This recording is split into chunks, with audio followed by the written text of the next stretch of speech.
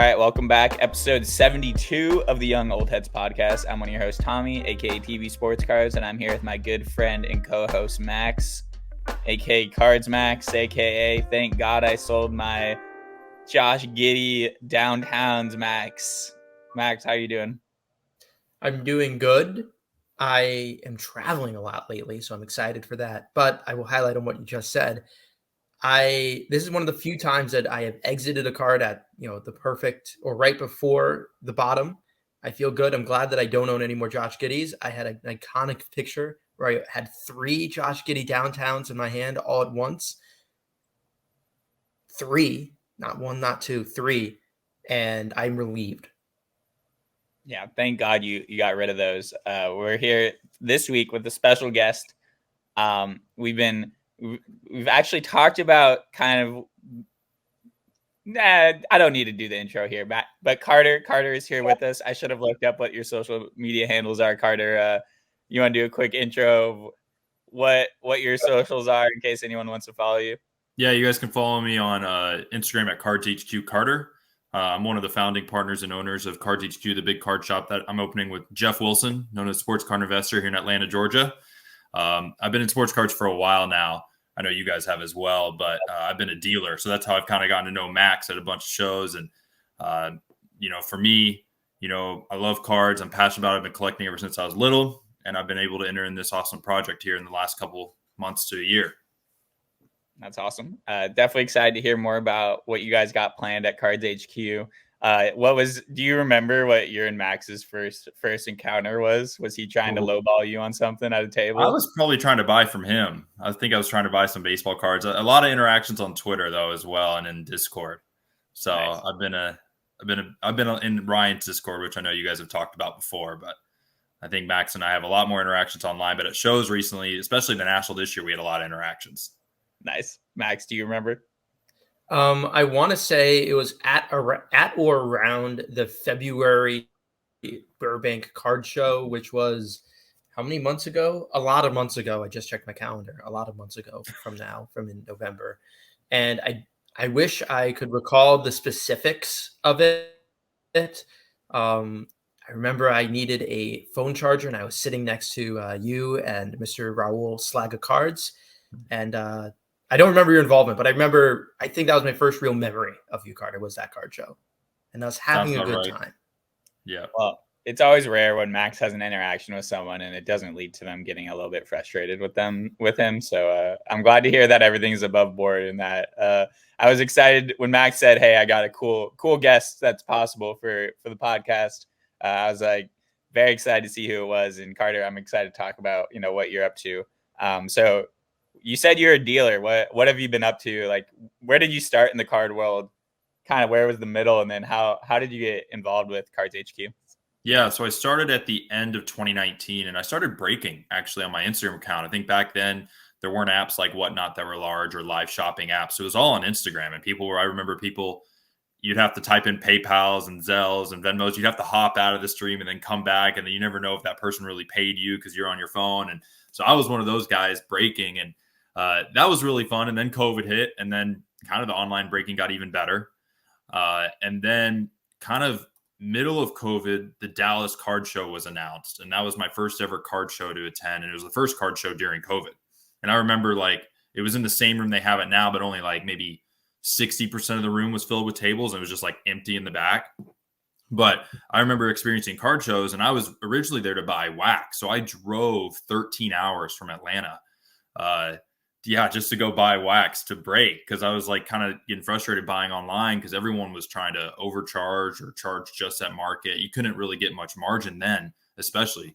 So I was trying to go to Dallas and just try to, cash is king. Let's get some more wax. And I started realizing, dang, these cards, I can buy at better percentages and get more margin. Now they obviously move more. They can go down. Wax at that time was not going down. Wax was only going up. So I shortly kind of realized that I need to start going to some shows. And as more shows were getting announced in my area and in the southeast region of Atlanta, I started driving and traveling to these shows, setting up as a dealer, buying cards. But that's kind of, where I got started in cards business wise. And I've just been a dealer ever since. I think in 2021 and 2022, in 2021, I went to a show 41 weekends out of the 52 weekends. In 2022, I went 42 weekends out of 52 weekends. I was at a show. So I've been nonstop for a while. And over a year ago, Geoff approached my partner Ryan and I on this project on opening a big card shop in Atlanta. Ryan and I were actually a couple of days away from signing our own lease on like 1,000 to 1,500 square foot store. So more of a normal card shop. And now we're opening a 14,000 square foot card shop with Geoff, which is awesome. So we're excited. We're going to provide a new experience and hopefully set the bar for what card shops are here in the near future all across the world. That's going to be unreal. When I saw the announcement about it, I feel like I'd kind of seen Geoff Wilson get more active in talking about kind of the experience part of shows and like card shops and stuff. So I was like, feel like he might be kind of, maybe leading somewhere, or at least I thought he was going to like start maybe like a show or something, or tag along with like I was at the Culture Collision show. Carter, have you been to that one? Yeah, that's it. That's it. Like, I feel like that show has kind of like a bigger goal in mind, or like kind of like this is kind of a different show. Max, were you at the first Dallas show after COVID hit? I've heard a lot of lore about this. I feel like it's almost like a famous show. Definitely not. I want to say my hymen breaking for the first card show that I traveled to was, I want to say, the January 2022 Dallas card show. And by travel, I mean plane flight. I want to say it was that January 2022 show, or maybe it was a later 2021 Dallas show. But everything I'm also can relate in that I've heard a lot of lore regarding that show, that was the first big show to open up during COVID. And that really was the gateway for, again, supposedly, from what I hear, the gateway for a lot of new people to spawn relationships and also make a lot of money. That's where the Zion PSA 10 base prisms are being sold in wholesale at like $800 a pop, which is inconceivable to move at that high volume. Yeah, no, that's the Zion PSA 10 base boom is always going to be the marker of the COVID time, I feel like. But Carter, you said you work with someone like a guy, Ryan, a partner. So was he someone that you were around, like started with you in 2019? Because, and now that's before the boom, right? So it's like, what was the genesis of starting to break? Yeah, no. So Ryan and I met, I think the second ever card show I did after that Dallas show was actually a show here locally in Atlanta. It was like a 100-table show, which was decent size. I mean, this is still during COVID. Most people were still masked up and everything. So I met Ryan there. He was another dealer. But Ryan and I really didn't fully get connected until the 2021 National. We ended up being on the same flight. So we were talking at the gate here at the Atlanta airport. And then we just kind of ended up hanging out the whole show. We were not set up at the 2021 National. The first National that I ever got set up at was the 2022 National in Atlantic City. But in 2021, that's when Ryan and I kind of kicked it off, and we were just hanging out at the National, and we were like, dang, like we figured out we're traveling all these same shows. We're kind of similar. We have similar interests. Like, why don't we go to these shows together and split hotel costs and stuff like that instead of us continue to pay for our own hotels, right? And it was amazing. So that's kind of when our partnership formed. Ryan's been a dealer in cards around the same time as me, probably a little bit earlier. But he's been specifically selling cards. He did not get into breaking or anything like that. But he's been a dealer almost as long as I have. Cool. So you guys, it's not like you guys are childhood friends or something, and we're trading Pokemon growing up. Was cards ever something that you were doing when you were younger, or is this just like kind of like a late life discovery? No, yeah, I've been collecting ever since I was like 5. I mean, I'm the ultimate sports nerd. I've been around sports my whole life. I've played every sport, golf, basketball, baseball, soccer, everything. So like I remember when I was little, my brother for some reason really just loved to go to Target. So he's a year younger than me, and so my mom would take us to Target at least every week and give him $20 to spend. And, obviously if you're going to give one sibling $20 to spend, you got to give the other, right? So then she ended up giving me $20 when I started complaining. And I saw sports cards on the shelf in the front, and I was like, oh, this is cool. And I remember ripping my first pack, and I just remember pulling players that at the time I really didn't even know who they were. I was young, but I was like, these are so cool. And I never stopped. And then it ended up my brother got into Pokemon and Yu-Gi-Oh! Pretty quickly after he started realizing I was opening packs. My brother and I are very close, but we're also very opposite. So like it was kind of cool for us to share a collecting, I guess, comparison in a sense where he was collecting Pokemon and Yu-Gi-Oh! I was collecting football, basketball cards. But I was ripping from a young age. I was collecting. I still have every single card I ripped. I don't think anything's of value. I've looked through it like 4 times. You know, the thousands of cards I have, all the blaster boxes and individual packs I've ripped. But, you know, I'm a big fan of those older products. I'm still like, I like the newer products like Topps Chrome and Prism and stuff, but I'm a big fan of like action shots. So like one of my favorite modern sets, or still today, it's been a set for a long time, Stadium Club. I like kind of more like in-game pictures rather than more of a natural, like relaxed pose, as you can see in a lot of cards today. Yeah, I feel like even when Panini does do the action shots, at least in like basketball, because that's something that I'm looking at, like they'll like take out the background or like, you know, do something to the shot where it makes it less cool. Max is famous for Max, you want to talk about your first OG favorite sets for a sec for Carter, just to give set the stage here, because I need to get an idea. I need to know what years you're ripping, Carter, too. But Max, you got to go first. Yeah, so I want to say we're all around the same age. I had my Friday surprises when I was like 6 or 7 years old, and I got, 2006, 2007, 2008. I have those flagship designs very much with a strong connotation to nostalgia and childhood. But like you were saying, I did not know any of the players. I didn't know any of the big names. I knew Yankees. I knew Derek Jeter. I knew Alex Rodriguez. I knew, David Wright and Jose Reyes on the Mets at the time. But I was just trying to get more Yankees. I was just trying to get more Mets. I did end up going through that stash, and my biggest hit was a Troy Glaus black refractor out of, I think, 572 or something like that from 2008 Topps Chrome. I'm firing on all cylinders right now, trying to pull that out. Wrong, though, on that. So wrong. So 2005. What do you mean so wrong? It's 06. I want to say is out of like 539. Sorry, I can't let you say there's black refractors in 08 Topps Chrome, Max. Oh, okay. Then no, please correct me. Please don't comment. No, it wasn't numbered refractor Troy Glaus. But my formative years with collecting were definitely when I was 14, 15, which is obviously very much older to get into it. But that's when I'm like, oh, this stuff is cooler. Oh, I can't afford memorabilia. I'm going to mess around with this. And I guess to relate with the takeaways as like adulthood, I had a flagship Topps Chrome Mookie Betts and a flagship Topps Chrome Jacob deGrom that I pulled when I was like 14. And in 2019, 2020, I graded them and I sold them in the boom for like $500 on the Betts and like $250 on the deGrom. And I'm like, wow, this is insane. This is more money than I'm worth just from these cards that I got when I was 14. Granted, I felt definitely very dirty selling cards that I was ripping at my adolescent middle school age. But I was like, this is more money than I'm going to get my entire, teenager life, without having to work a summer job or anything like that. That's when it hit me that like, or rather, that's when I realized that, oh, these like 2014, 2015 cards have some value to it, even though some people were just collecting base. Yeah, so Carter, were you ripping these pre the Topps exclusive contract, or is this like, are we talking like early 2010s or like mid 2000s here for the Target runs? Yeah, I mean, I was definitely ripping some Upper Deck products. I mean, before Topps really fully took over, right?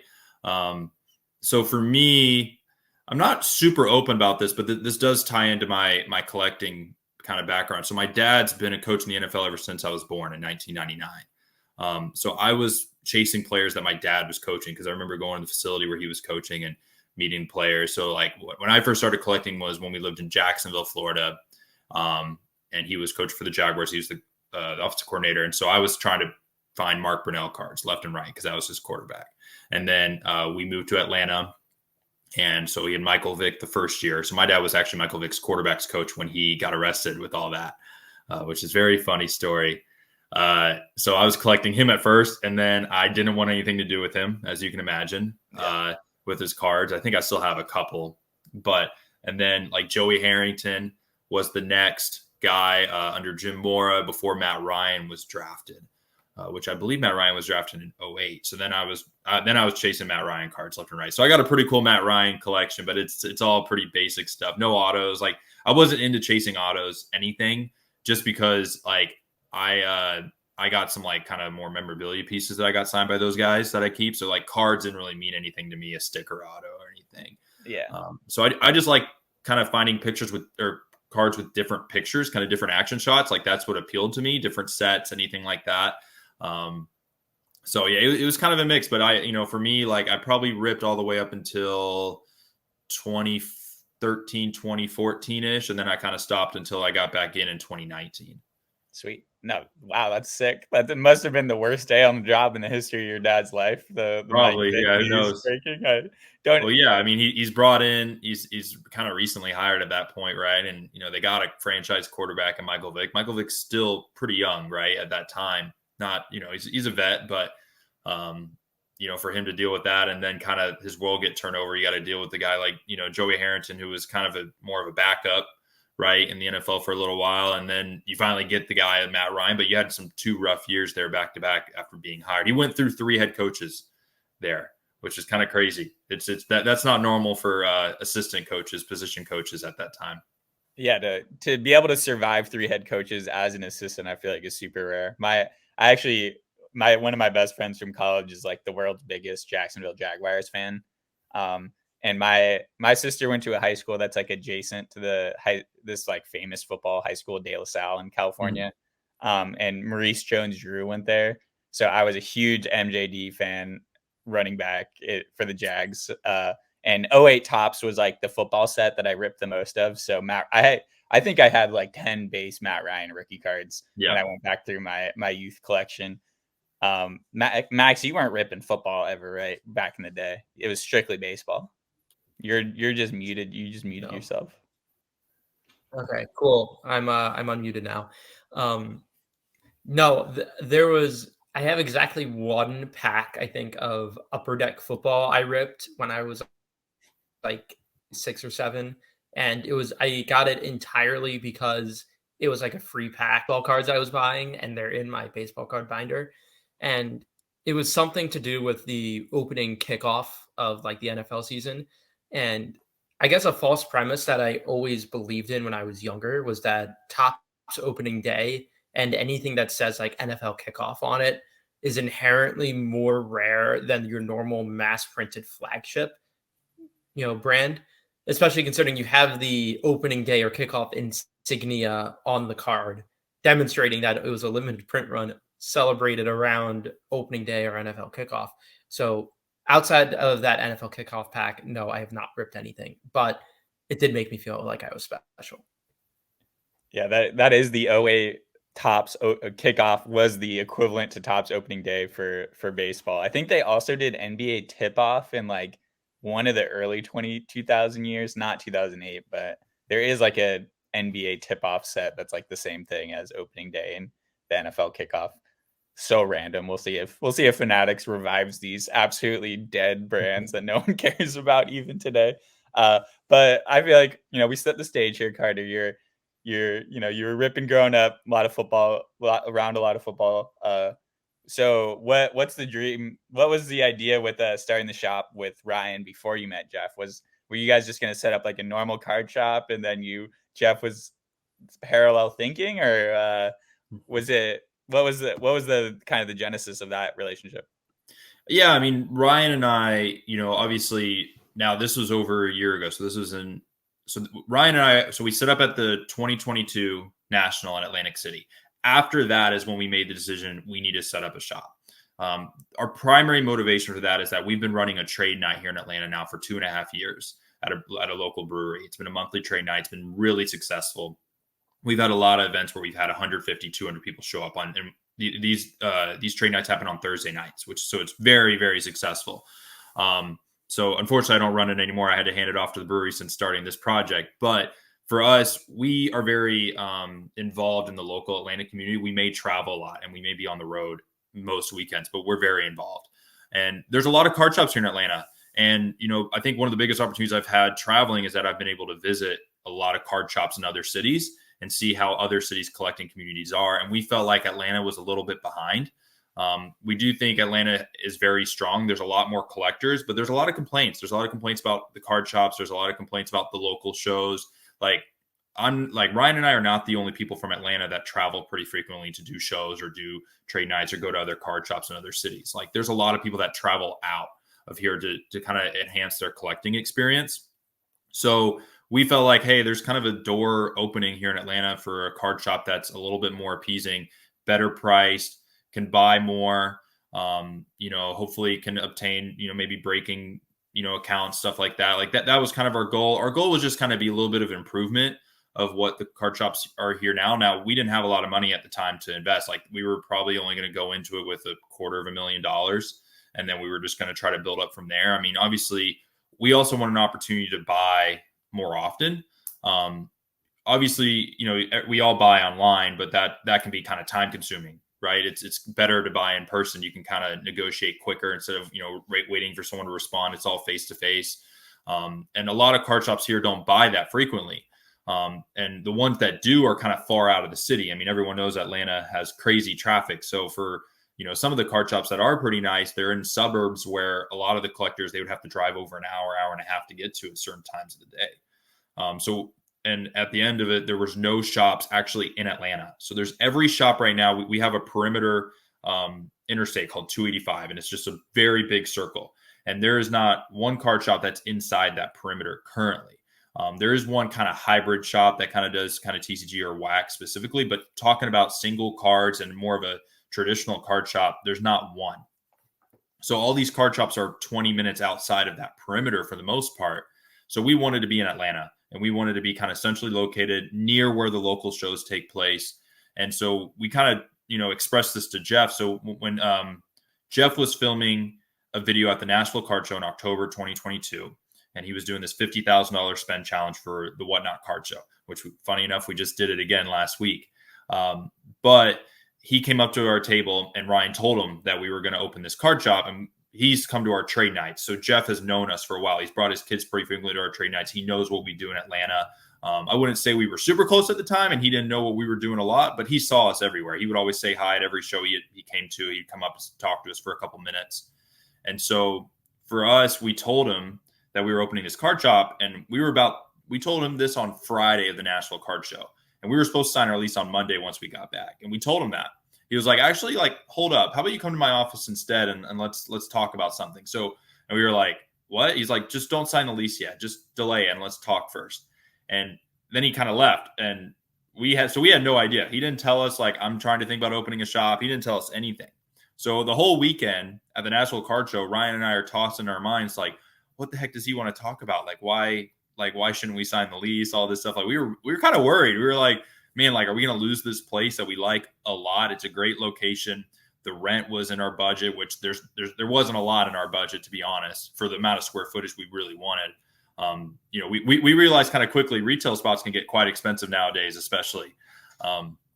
So we kind of talked to him, and we kind of talked through a lot of what I just kind of described of what we envisioned, and his ideas kind of aligned. And he was like, listen, my team right now, a lot of our content that we do with collectors outside of studio is at card shows. So we're traveling, and my team is, they're working during the week, and then I have to have them asked to work on the weekends and travel with me to go to these card shows to film content. I think there's a big opportunity for our company, that Sports Card Investor, to do a lot of content in shop, where there's kind of unlimited scenarios that you can play out, right? We can do breaks, we can do giveaways, we can do stuff with crowds. We can do more organized content in that sense, right? We can do a pack battle tournament or something where there's 50 people kind of behind watching it and cheering it on or something, right? Stuff that's more exciting and more flexibility. And then that doesn't require his team to travel as often. So, that was appeasing to us. The Sports Card Investor team is interested in moving into the shop and moving their whole operation there. And so we're like, all right, this seems like something, that we shouldn't pass up. Now, obviously, Ryan and I doing our own card shop, we were going to be 50-50 partners. So we were going to have significantly more equity. With Geoff, we're much smaller partners, but, we own something. We still have significant ownership. We still made a significant investment, Ryan and I both, but we own something way bigger. So our smaller percentage is definitely, in our minds, is going to equal way higher than what we could have done 50-50 on our own. Obviously, I think for us, this 14,000 square foot store is great, but it's not the size. It's what our potential could be. It's what we can do card wise. And Ryan and I are just really strong buying and selling cards. And for us, we've kind of pride ourselves on being transparent ever since the beginning. Like, even when I started breaking, it wasn't a high margin thing. It was very small margin. I mean, my only opportunity to actually obtain wax was to buy at bulk, just to get someone to come down on their price a little bit and then break it or sell it, or personal breaks. I mean, a lot of boxes I only made like $10 on. I probably paid $200 for. Yeah. Like, very small margin. And we've kind of kept that mindset even with cards, but our mindset has been to be in and out so quickly. Like, we don't like to keep cards under over 14 days, like, ever. Like, if we keep it, we just auction or we liquidate it somehow. Like, if we're like willing to lose after 14 days essentially, or break even, whatever it is. Like, we are not focused like, oh, I bought this card for 200. I need to make sure I make 220. Like, if the last comp's 230 and someone offers me 215, I'm probably taking it like instantly. Like, there's no, I need to move it.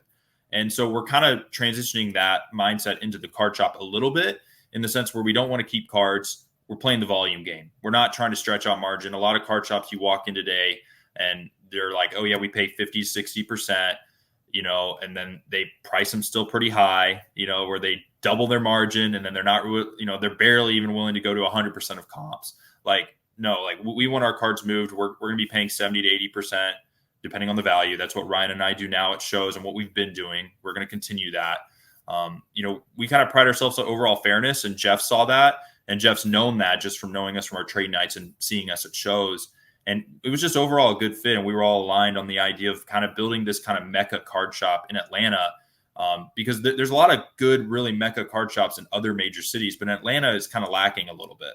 Yeah, no, there's a million things I would ask you questions about on that whole story, but I really love the trade night thesis, like the beginning part of it, because me and Max have talked a lot about shows and the different good shows, bad shows, and I always am talking Max's ear off about like how big cities need to have more trade nights and places where you can bring friends or people to get them into the hobby, because card shows are pretty intimidating if you have no experience in the card world, and trade nights are a better vibe, I think, in general, to like introduce people to the show, or to the card game. So I'm not surprised that Geoff Wilson was intrigued by you being able to put on a monthly card show or card trade night. That's definitely impressive, and that's a wild story. Max, what are your thoughts on Cards HQ from what you know, and just what are you excited about? What is your idea of like what the shop is going to be like, different from your experience with shops?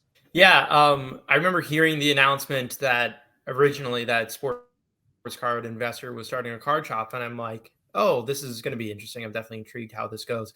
And then I saw Carter was going to be one of the brains behind it, and I'm like, oh, this is going to be very good.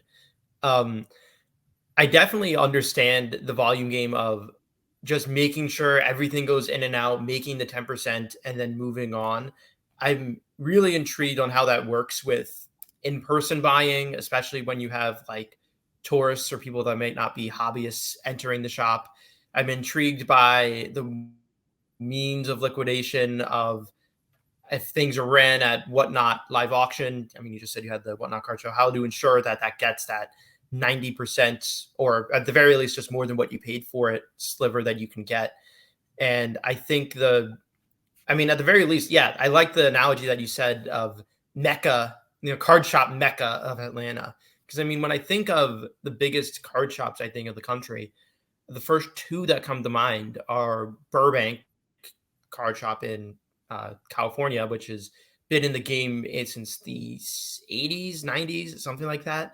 And I mean, their entire model pretty much hinged on that. They were still doing cards when everyone else wasn't. And that junk wax killed everyone. Rob and their team were going harder than ever. And that really shows the scale that they have now. And again, I have my inherent New York bias to me, but I think of Bleecker Trading, which isn't even a card shop. It's a, card hobbyist social club per se. And sure, they have cards and coffee directly next door. But it really awakens that most of the success in terms of getting your name in this space is just the marketing. And if you have the marketing that couples with a very strong card shop with a very strong foundation, that's your mission to success. And there's no other, you're going to win, you're going to succeed. So again, this is just as a third party. I'm excited for you guys having Geoff behind you and getting ready to launch in January. And if I'm not mistaken, you guys are launching right around the weekend of Culture Collision, right? Yeah, that's the goal. I mean, it's all going to be construction dependent. We're supposed to know hopefully by January 1st if that timeline's still on point. It's been flying. We're going out to the unit tomorrow, so we're excited. We kind of right now we probably only go out there maybe once every 3 weeks to meet with the contractor. Other than that, we're meeting virtually. We're not trying to get in the way. We're trying to let them keep moving, right? So, but we got an on-site meeting tomorrow, which we're excited about. But I can think like for the volume game for us, obviously I hope we make more than 10%. I mean, if we're paying 70%, then realistically, hopefully we can make 20 to 30%. And I think on a lot of stuff we will. It's on the stuff that's sitting that hopefully we can either break even or make that 10%, right? I mean, we're going to have a lot of overhead where Ryan and I, we haven't dealt with a lot of overhead being a dealer, right? Our overhead's been travel, which is not significant, in comparison to what we're doing. I mean, we're going to have a very high payroll. We're going to hire 25 to 30 people. Like this is going to be a big team. Like that's just starting. And that's like starting with the mindset of just having 1 or 2 live streams going at a time. We built out 6 breaker studios. So we've built ourselves for growth. Ideally, I'd like to use all 6 at every time. So once we get to that point, I can see our staff being between 50 and 100 people. So this is an operation that is going to start actually pretty big for our industry. And we're going to try to make it even bigger over time, I don't know how long it's going to be till we can get to 6 streams going at once. Maybe it's a year, maybe it's 5 years. I don't know yet. I think we're doing something that's so different, and it's the first of its kind, right? So we're going to learn a lot within our first 60 to 90 days. And so we're trying to set up ourselves to be flexible and adapt. So I think we're going to learn a lot, and we're going to make some decisions from there. And then we'll set more timelines of when we can see that growth potentially happening. I mean, for us, we're trying to also, we're really excited. And we take pride in I think we're providing jobs and careers for people in the industry. I don't think there's a lot of opportunities, especially in card shops. I mean, most card shops today, they're ran by their, the owners. The bigger shops have some staff. They're probably paying anywhere between 15 to 20 an hour, right? I mean, some of our jobs are in the $20 to $25 range an hour. Some are salaried.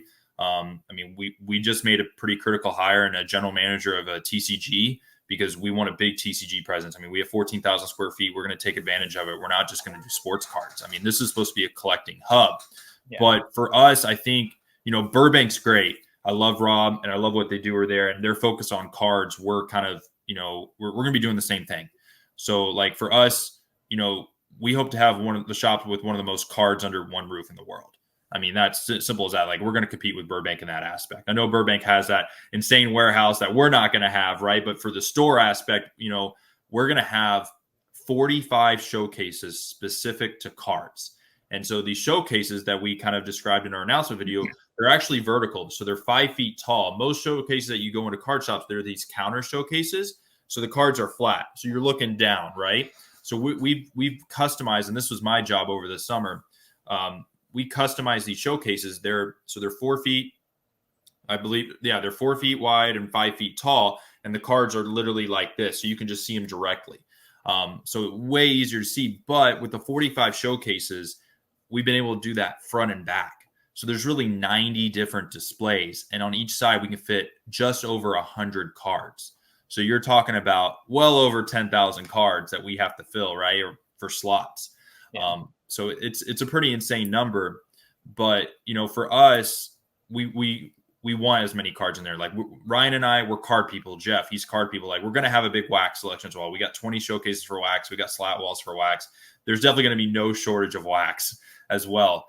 But I think, you touched on Bleecker, right? And you walk into Bleecker and it's kind of an experience, right? Even coffee breakers. And so we're kind of doing a mix of both in the sense of, we're trying to have an absurd amount of cards and appease every collector possible. Hopefully we have something for every person that comes in card wise. We don't have a limited amount of cards where, I'm looking for a weird oddball player, a weird oddball set. We probably have it because we need it, because or else we can't fill our showcases, right?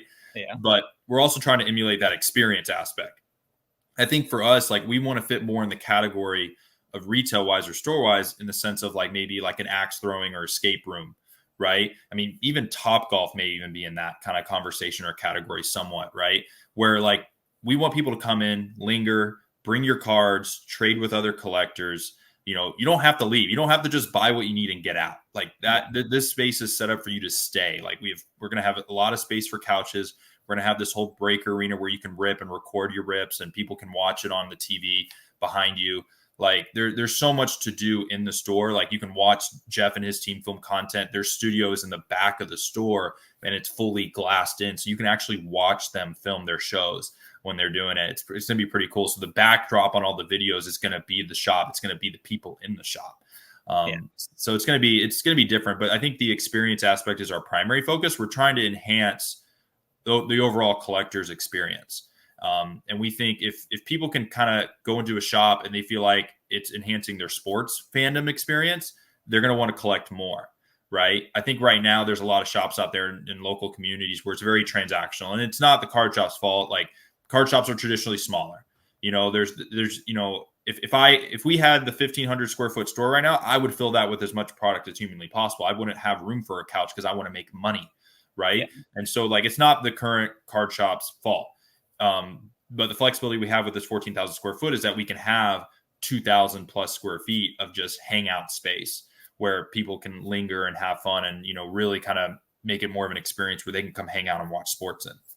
Yeah, no, Max is the Coastal Elite Max only mentioned card shops on the East and West Coast. But, when I was working for Ludex, I had the opportunity to travel around, go to a bunch of shops and shows around.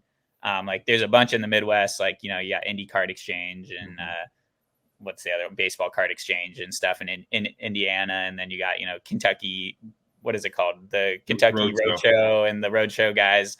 I got to talk with the California Roadshow guys and see their place when it was under construction and talk to them about their deal where they, they're on salary too. And, they're opening a shop that is their own, but it's not totally, 100% their own. They don't have to take on all the risks that's involved with that. But Carter, I'll give you kind of based on what you're saying, like what I'm envisioning this place to be like, and then you can correct me where I'm wrong. But, if you're, you got the Burbank aspect of, you got all the cards, you got, the infinite inventory situation because, the liquidation center is also, I think, something that, the Burbank guy I was always talking about. Me and Max have talked about that at shit, that how they have that kind of table at the Burbank show where you can go there and sell your cards. You might not get exactly what you want for them, but you can get money for them. And, whenever I go into my local card shop here in Chicago, the guy's phone's literally ringing off the hook with people trying to sell him cards. And he literally doesn't have the time. Like he can't hire enough people. He has 2 shops in Chicago, but it's not like he's buying and selling like this. It's like mainly he's just like, let's get enough wax in where I can flip that to cover my, the rent costs, and any singles is like just gravy. So, you have that side of the thing. But then something that I've noticed with, card content creators is that the traveling does really add up. Like if you're going to a show and you're just filming content, you're probably losing big on that show because you don't have enough time you really need to be making money when you're at these shows. And if you're taking time out of buying and selling to make content, you're kind of losing money there. So I'm not surprised that Geoff is now like, all right, I can make all this content at a card shop. If I own that card shop and can design it, I can make the best content possible. That's just an infinite content creating spot. So I definitely see the vision there of like, hey, I have this shop. I don't have to travel everywhere. We can just like kind of design. We can throw events at this space, make great videos from that. I feel like that's kind of what Ryan Card Collector 2 does a lot with these like trade nights. It's like he makes a lot of content at the shop. He does these kind of on the road. I'm sure you guys will still go on the road. Like, is that still part of the plan to go travel around? I mean, I feel like that's got to be part of it, right? Yeah, I mean, for Ryan and I, we're still going to be going to shows because we need inventory. So for Geoff, probably not as much, but I think he likes going to shows. Obviously, when he goes to shows, there's a lot of fans that don't get to see him, right? If he's going out to Burbank, right, he meets a lot of people that would probably never get to meet him, right? Because only a small percentage of those people are ever going to make it to Atlanta to our card shop. So, shows are still a part of our plan. I think just overall content-wise, as you said, the shop just gives us infinite amount of opportunity there to kind of be diverse and be different. I think Card Collector 2 has done that great. I mean, that's another card shop that's really emulated an experience and a lot of cards aspect as well. And Columbus is still a big town, but it's not as big as Atlanta. It's not as big as LA, right? So like what he's been able to do there is quite amazing and quite incredible, right? I mean, he bought that card shop and then he moved it to this second building, and he's been able to, really make kind of one of the biggest card shops and most known card shops in the country, right out of Ohio. So, but I think card shows are important for us as a brand and still important for sports card investor and market movers. But I think just the infinite ability of the card shops is what is the primary focus, and that's what the company will shift towards. No, yeah, that makes a lot of sense. And just money, economically speaking, like makes a lot of sense. You can invest more in the space and like, have those cameras everywhere. I love the idea of being able to like record a rip at a card shop, because I feel like all the pictures of cards that I see pulled from card shops are always like the worst photos ever, like terrible lighting, like I pulled the like superfractor or whatever, and it looks like it's photographed in someone's basement, like having a little spot. Right. I forget which podcast I was listening to. I think maybe it was like the Wax Museum podcast or something. The guy was like, I feel like someone should set up at shows that's just a photo light booth to take pictures of cards and charge people like a couple bucks to take a picture. I feel like you would actually make a decent amount of money doing something like that. So if you could build in that, like the shareability of the experience as well into everything, I feel like is definitely something that Burbank misses. It's like they have this like fishbowl room of singles. I feel like that could just be like content room, like cameras all over, like, oh, I just found like a $10 card or something. Could be that could literally be full content all the time if you wanted. Well, I think like one of our biggest advantages that I guess people don't realize as much is that Sports Card Investor is a full-blown professional media company. Like, I mean, he's got professional videographers, professional video editors, professional graphic designers. I mean, this is a big team of around 15 to 30 people. There's a good amount of them are full-time here at the Atlanta office, and then some are remote. But we've been able to obviously leverage that for Cards HQ. I mean, so Charles and Kelly, two staff members on Sports Card Investor, they've been working tirelessly to develop our cameras and lighting systems. So like our goal is to have like the highest quality production streams possible. And we kind of debuted it last week on the Whatnot Card Show. The quality is insane. I mean, we're investing heavily into all this stuff. I mean, I'm saying like we're probably investing 10 to 20x more than somebody else would, even if they were trying to do more than just like their phone setup.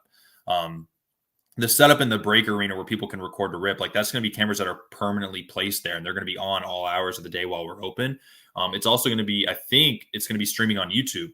So people can actually tune in at any time. So if we're busy grand opening weekend, tune into YouTube. You can see I'm sure there's going to be people ripping some big products that weekend. But like people are going to be able to go back and clip it because there's going to be a timer attached to that where they know, oh, I can go back to that stream and I know I ripped it around the 2-hour mark of when that stream, happens. So they can go back and do that themselves. They can post it. We can post it. The lighting's going to be there. The bleachers are there where people can watch. There's going to be like these TVs like right above them. So if I'm facing this way, there's TVs right here that will show like what's on the camera while you're ripping it. So I think for us, like we're really excited about the production quality that we're executing. It's taken a lot of work and there's still more work to be done. Like we haven't gotten to the point yet where we're working on our live selling aspect. We're doing this live selling, walking around the store itself and selling cards out of showcases. But for the breaker studios and the breaker arena, it's unreal what our team's been able to do. And I'm very thankful for it because I have no idea. Like we were at the unit 2 weeks ago and we were talking with the electrician because we need all this like stuff, right? We need like, outlets here, data points here, Ethernet, right? And they're just talking through it. They're like, oh, what cords? Like, because you got to fit them through these like pipes. Yeah. And I had no idea. I don't know anything about it. It's great to have people on our team that do because we're doing something that's really different and really high tech, and it's been fun. No, I can't wait to see it. Max, is there anything else you want to add on or ask before we go into what we bought recently? Yeah, I love the camera ripping experience. I love what you explained. I need to touch on that further. I think what you were saying about making sure that you are the card conglomerate, making sure that you're not just covering, sports cards, that you're covering all cards. And it makes me think that like everyone starts at a small niche. And then the more you just immerse in that niche, the more that allows you to expand that niche. So just going from, baseball cards to sports cards to all cards to, I don't know, all collectibles to memorabilia and then it's the world is yours with how far you can expand it. And that focal point is what determines, of course, the specificity and the amount of people you can get with that reach. So the fact that you're doing all cards already from the get-go, even though from my understanding, you aren't the biggest Pokemon TCG guy, but the mission of the store is to encompass that, I think that's a pretty bold and good mission. And also, I'm sure you know this as someone who ran trade nights yourself, and even touching on what Bleecker was. I mean, I'd be easily, taking the train for an hour, then walking another 45 minutes. Just to, again, granted, I might be a little crazy, but this was just to attend a trade night, just for the social aspect of talking to other collectors, just to maybe make some little, maybe make my train ticket back at that trade night and have some free pizza or whatever. And it's something that I could, my friends that are on the, that are card adjacent, that see what I do and want to jump in. I'm able to, have them come over, have them come to Bleecker with me, enjoy a beer, compulsively buy wax that's on their adjacent Cards and Coffee card shop. And I think the biggest aspect of trade nights is that it doesn't necessarily pressure someone to have to buy and spend money when they're at a card shop. And that might sound counterintuitive since, okay, we're supposed to support small local businesses. We're supposed to make sure that these places prosper. But at the same time, it's like, I love cards. I don't remember the last day that I've been awake and I did not think of a card. But I don't think any human being can afford to rip blaster boxes or hobby boxes in good financial faith every single day of their life. And tying that into Cards HQ, I think having the couches, having the live camera blaster rips or hobby box rips, having all these different dimensions that you can partake and experience in the shop without having to transact a card. Granted, I'm sure there will be many card transactions that will happen just by nature of being there, but without feeling the pressure of needing to spend a bunch of money just being able to enjoy cards, I think that's paramount to success, and that sounds like it's something you're focusing on. Yeah, for sure. For sure. Yeah. Well, I mean, kind of what you tied in there is our, our whole name, Cards HQ, Cards headquarters, right? The initial name I came up with over the summer was Sports Cards HQ. And at this time, we were close to signing a lease on like a 6,000 square foot unit. And we were like 3 months into negotiating. We were very close and the landlord pulled out. So this 14,000 square foot thing wasn't supposed to really take fruition until almost, I guess, late June, almost early July. And so that's when we decided, like, hey, we need to have more of a TCG presence. We're going to have this space. It's, one, it's profitable. Two, there's way more people involved in Pokemon and stuff like that right now worldwide than sports cards, no doubt. And so we knew then that we have to make a critical hire. And that's why we hired Mike, who's our general manager, TCG. He'll be running that whole division. I know some about Pokemon. I need to learn more, and we're learning more every day. But, the Cards HQ aspect, like, we're trying to be the headquarters of cards, right? I mean, we're trying to have all types of different collectible cards there. One Piece, Yu-Gi-Oh, Magic, Lorcana, Pokemon, sports cards, all that, right? And then also the aspect of having two companies under one roof, Sports Card Investor and Cards HQ. It's really going to be a headquarters for our industry shop-wise, we think. Yeah. No, that's going to be, I mean, you got to have the TCG, I think, in order to like really scale everything. Yeah. And with the space too, I'm sure you guys will host tournaments and stuff. Like that sort of in-person thing with TCG is a lot more, I think, a little bit more powerful even than the sports cards in-person events. But Carter, I think we could talk literally for hours about this. So I think what we should do is have like a little 6-month, 12-month check-in with you, have another episode, talk about the experience once it kicks off. But what me and Max do every week is we talk about what we bought in the last 7 days, whether that be on eBay. We call it eBay buys of the week, but that can expand to other platforms as well. I'm gonna let Max go first, but I was going crazy on ComC Black Friday deals, so that's what I'm gonna talk about. But I'll let Max go first.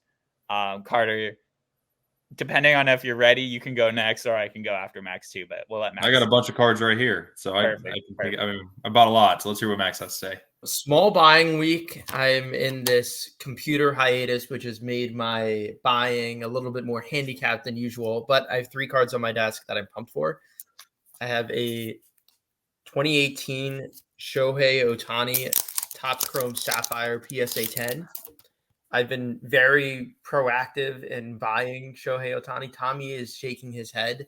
I think he's, again, not a sports analysis podcast, but I believe in the talent so much. I think his prices fell off a full 50% since July, August. And this is such a pretty card. I'm going to move my lamps so that I can get a better picture of this. But This is pretty. Two other cards I have on my desk. First one is, or I guess the next one rather, is a Marcelo Mayer True Gold Bowman autograph, BGS 9 out of 50. This is the time to be buying Bowman Chromes. I don't like to be speculative. I don't like the aspect of investing, no pun intended. But this is the time to buy baseball.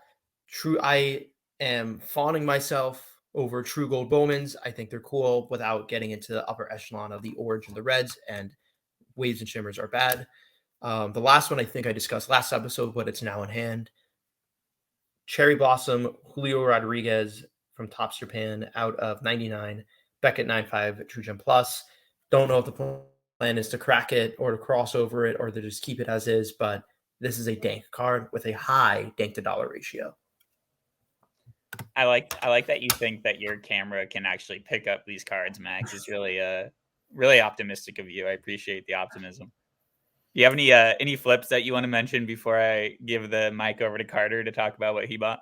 But I had a very fun negotiation over a PGS 9.5 Chet Holmgren Luck of the Lottery Prism out of 10 that I sold over eBay. I bought it raw for about $500 to $600. I graded it PSA 9, graded again, Beckett 9.5. And I had this stickered at eBay for $1,150.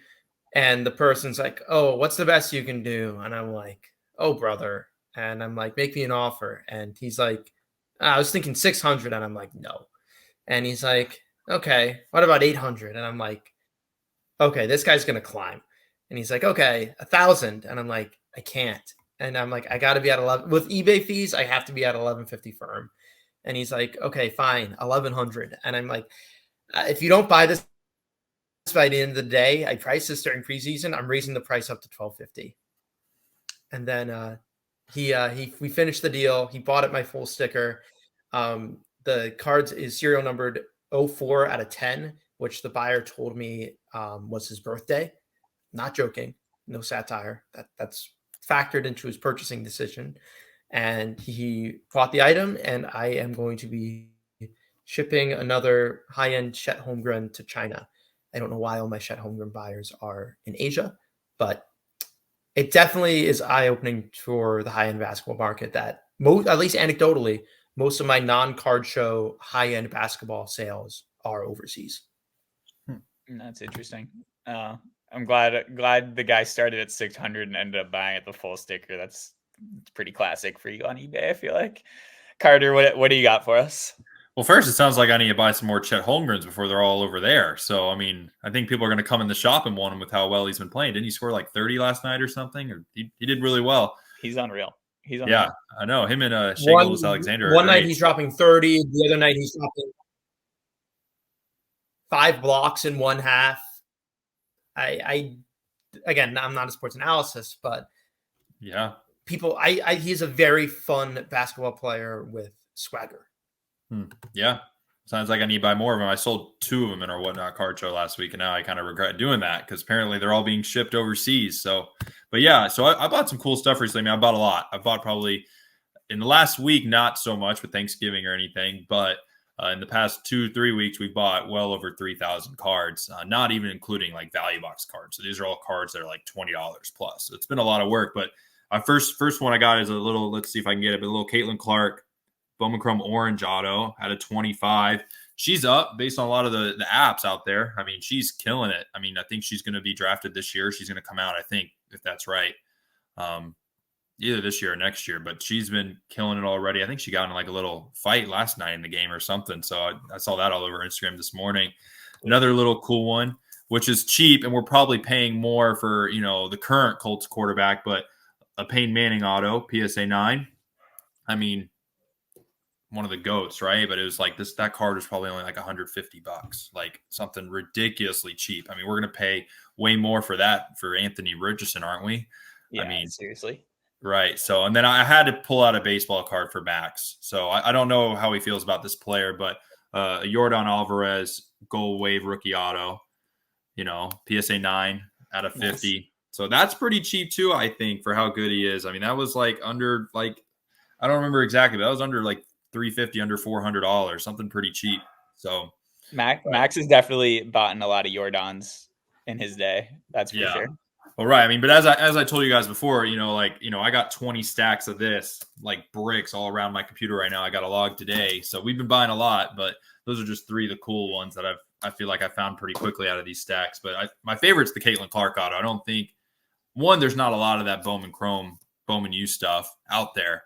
And for it to be orange is pretty cool out of 25. No, yeah. Caitlin Clark, I feel like, has definitely reached the stage of like anything that she does on the court that's cool is instantly on social media, and like everyone knows her name. Like even my sisters who don't watch any sports know who she is. And I'm sure you'll get a ton of people coming into the shop asking for her cards. So that's a cool one. I went a little crazy this week because ComC does their little Black Friday deal where I think you spend $100 and you get $5 in credit or something. And then you can also get some free shipping money. So not that I need an excuse to spend a bunch of money on cards, but that was my excuse this week. I bought a 2020 Upper Deck Presidential Weekly Packs World of Politics Bernie Sanders for $6.45. This is Bernie Sanders' only, other than that Topps Now card of him at the inauguration, is his only I don't count Leaf, only card that's ever been made. It's also Upper Deck Weekly Packs, which was like their Upper Deck E-Pack exclusive. Apparently the print run on this is only 50, according to some dude that I saw online.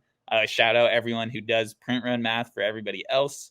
I guess I bought a lot of political cards. I bought a 2009 Upper Deck Update Fat Pack exclusive Barack Obama short print with Albert Pujols on the mound. I don't know if you guys have ever seen this card, but it's basically Obama and Pujols. Is I guess like some sort of short print from 09 Upper Deck. That was $24.99 on ComC. I bought a Draymond guarding LeBron 2016 Panini International 1-on-1 insert. Obviously, it's kind of a meme that Draymond loves LeBron and kind of sucks him off. So I thought this was kind of a funny card because it's like both of them. I think it's their only card together other than some relics that are a little expensive. So I got that for $9.85 on ComC. What was some other stuff I bought?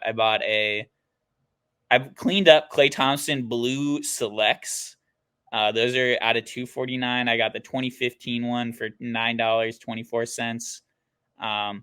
These I think the pre-retail select is always going to be a cool thing to collect for me. So Klay Thompson, obviously I'm trying to buy team color match blues. I also got the Kevin Durant 2017 select blue prism out of $299 for $7.25. Let me see. I got one more random one for everybody. This was a good one. Former guest Mitch will like this one. It's a 97 Topps Chrome refractor of Jason Kendall. That's a gold cup. Jason Kendall, legend of MLB for just being a great player, but also not hitting any home runs. So obviously his card prices are not super high, but the 97 refractor cost me $7.25. I bought some other stuff on ComC, but I don't think anyone needs to hear me list off a bunch of black flagship cards again for the 40th time. So, if you're interested, ComC has been getting a lot of hate for the fact that they have this verification system that is just brutal right now. If you try to log in, you have to send an email to yourself every single time with a code. But, there's good cards to be bought everywhere. I'm sure Cards HQ will be selling cards everywhere. Maybe not ComC because that's a little slower and not really the game for you guys. But I'm sure you guys will be selling all places. So excited to see how that goes. Carter, when are you guys going to be opening officially? I know it's contingent on some construction, but what's the plan? Yeah, the goal is January 26th. So that's the Friday of Culture Collision, and we plan on hosting one of the trade nights, I think, on that Saturday night. So hopefully at a minimum we can do that. As I said, I think we'll know hopefully before January 1st if that's going to be reasonable or not. But if not, then I'm sure we're going to open within a week or two of that date. Sweet. Well, thanks for taking an hour out of your Sunday to talk to me and Max. I appreciate it. And certainly going to be watching closely as you guys, get launched and all the content that comes out of there. And can't wait to have you on again to kind of give an update on how it's been going once it's out there. Max, do you have any last thoughts or questions for Carter? I just loved learning all about this card shop. and I can't wait to book my flight to Atlanta in January. Let's get it. I'm happy to have you. So I'm excited to be on again sometime. I can give you guys an update on everything going on here in a couple months. Sweet. Sounds good. Thanks, Carter. Make sure to follow Carter at Cards HQ Carter, right? Or Yep. the reverse, Cards HQ Carter. On Instagram. You can obviously follow us everywhere. You guys know who we are. But we'll see you guys next week for episode 73. Thanks for listening.